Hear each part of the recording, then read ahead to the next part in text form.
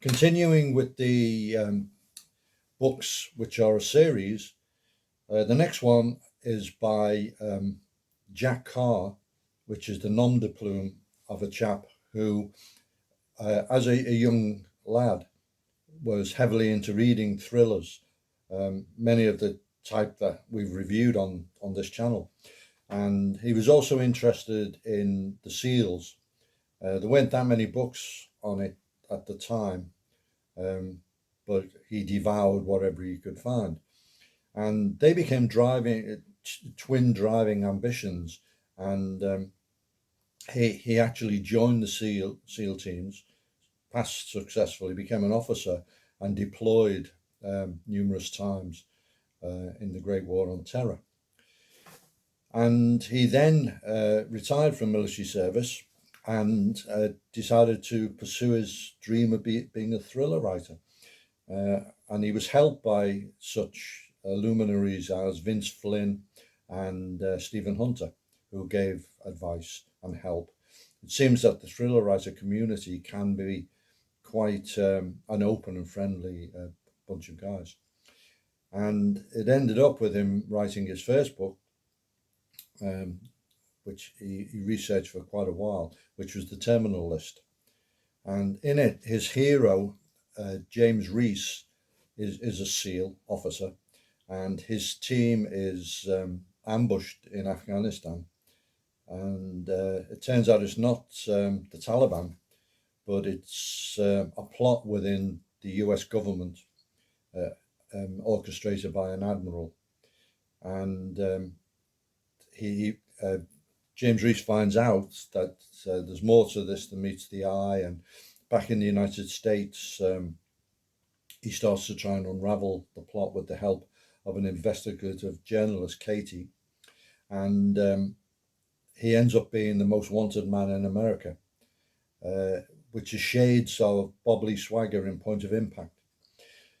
And he uses all his tradecraft, all his resources, and it's complicated by the fact that he has a brain illness, which is terminal.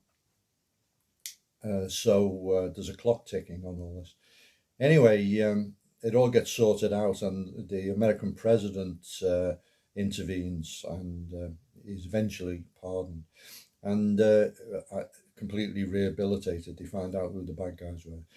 Now, if this seems too far-fetched, if you consider the case of the SEAL Eddie Gallagher, who an admiral tried to have him jailed, ruin his life, suppressed evidence, manipulated witnesses, had NCIS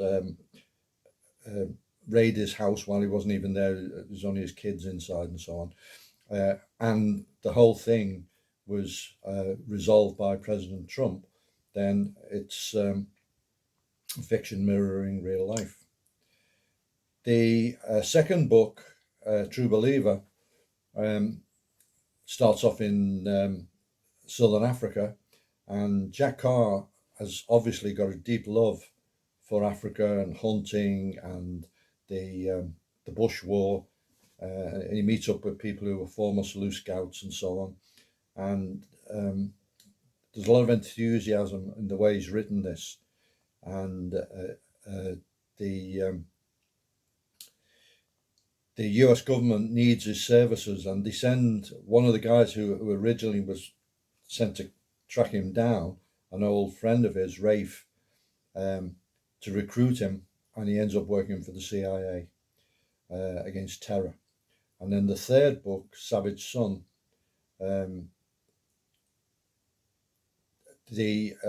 don't want to spoil the plots from the first book, but he's still got his illness, but he's trying to get that resolved, and then he has to go to Russia, and it's a Russian mafia connection there.